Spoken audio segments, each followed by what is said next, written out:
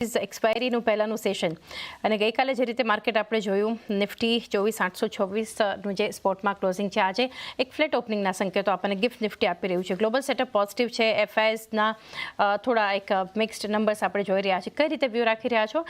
કયા લેવલ્સ ધ્યાનમાં રાખીએ હવે?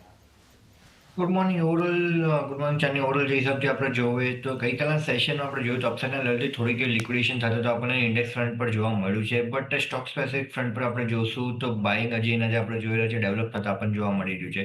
જે હિસાબથી પેટર્ન્સ અને સ્ટ્રક્ચર બનતા આપણને જોવા મળે છે, ઓવરઓલ માર્કેટનું એ પોઝિટિવ બનતા આપણને જોવા મળે છે. જે વીકલી સપોર્ટ નિફ્ટીનો અહીંયાથી અત્યારે બનેલો છે 24,500 24,300ની રેન્જ છે. જ્યાં સુધી આ રેન્જ હોલ્ડ કરી રહી છે ત્યાં સુધી મને લાગે છે કે મેજર કન્સર્ન હજી તક જોવા નથી મળી રહ્યું. અગર આ રેન્જનું બ્રેકડાઉન આવે છે તો મને લાગે છે અહીંયાથી થોડુંક એવું અહીંયાથી આપણને શોર્ટની પોઝિશન ઇનિશિએટ થતા જોવા મળી શકે છે. બટ કરન્ટલી અપસાઇડમાં જે બ્રેકઆઉટ લેવલ છે 25,100નો છે.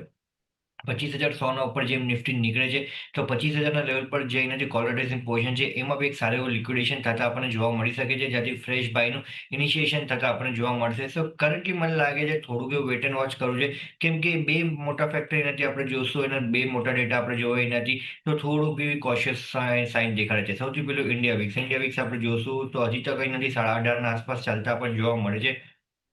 ઇન્ડિયા વીક 14.5ના નીચે જાય છે તો મને લાગે છે એનાથી થોડુંક એવી સ્ટેબિલિટી જોવા મળશે. જ્યાં સુધી ઇન્ડિયા વીક 14.5ના નીચે જતું નથી ત્યાં સુધી મને લાગે છે એનાથી અનસર્ટેનિટી થોડીક એવી માર્કેટમાં રહેવી જોઈએ. બીજી વસ્તુ એ છે ઓપન ઇન્ટરેસ્ટ. અને જે ફ્યુચર્સનો ઓપન ઇન્ટરેસ્ટ આપણે જોશું નિફ્ટીનો તો અબાઉટ 2.25 પર ચાલતા પણ જોવા મળે છે. જે આપણે જોશું તો છેલ્લા 4-5 દિવસ અંદર સારું એડિશન થતા પણ જોવા મળે છે.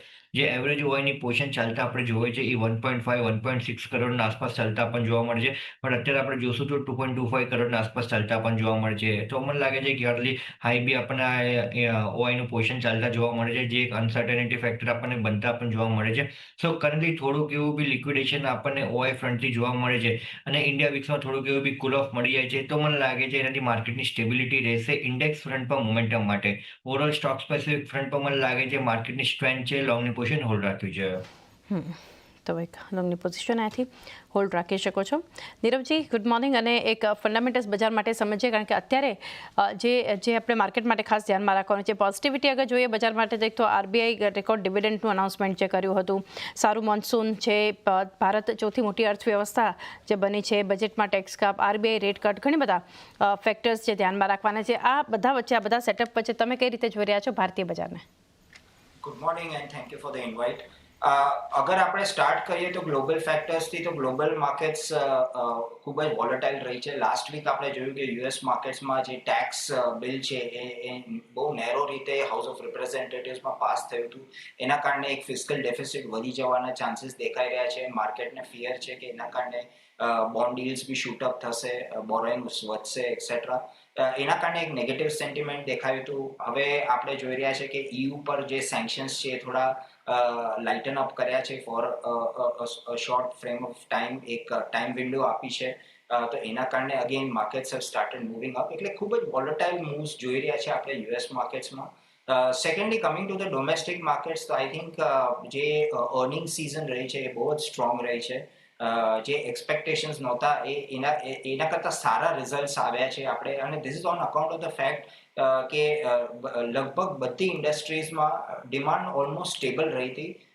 નો major fall in the demand, but raw material prices were very very stable. અને રો મટીરિયલ પ્રાઇસીસમાં સ્ટેબિલિટી આવી એના કારણે આપણે માર્જિન્સમાં ઇમ્પ્રુવમેન્ટ જોયું, પ્રોફિટેબિલિટીમાં ઇમ્પ્રુવમેન્ટ જોયું અને કેશ ફ્લો ઇમ્પ્રુવમેન્ટ જોયું. તો overall I think no complaints as far as domestic economy is concern. And જેમ તમે રાઇટલી પોઈન્ટ આઉટ કર્યું કે certain factors are again looking quite good. આજે આરબીઆઈનું ડિવિડન્ડ આપ્યું છે, it's at the right time. It will help boost liquidity in the system. At the same time rate કટ્સની વાતો છે એના કારણે બી લિક્વિડિટી બૂસ્ટ થશે સિસ્ટમમાં. અને at this point of time જે બે એન્જિન્સ હોય છે કોઈ બી ઇકોનોમીના, consumption and investment, I think investment પર ગવર્મેન્ટે ઘણું બધું થ્રસ્ટ આપ્યું છે, ઘણું બધું ફોકસ આપ્યું છે. હવે I think it is the task of the consumption to pick up. અને અગર લિક્વિડિટી વધે છે સિસ્ટમમાં તો અમારું માનવું એ છે કે it will boost consumption also within the economy. Especially એક કોમ્બિનેશન છે કે રેટ કટ્સ આવશે, ટેક્સ કટ્સ ઓલરેડી એનું બી ઇમ્પેક્ટ દેખાશે. આ બધી વસ્તુઓનો ઇમ્પેક્ટ દેખાય છે, but it is with a lag. તો I think in the second half of the year આપણે આ બધી વસ્તુનો પોઝિટિવ ઇમ્પેક્ટ જોઈશું and not of course to forget કે we have had a very good start to the monsoon. એટલે overall from a domestic market perspective things appear to do very very good. Domestic ફ્રન્ટથી અગર જોઈએ જે સંકેતો છે કે ઘણા બુલિશ ભારતીય બજાર માટે સ્ટોક સ્પેસિફિક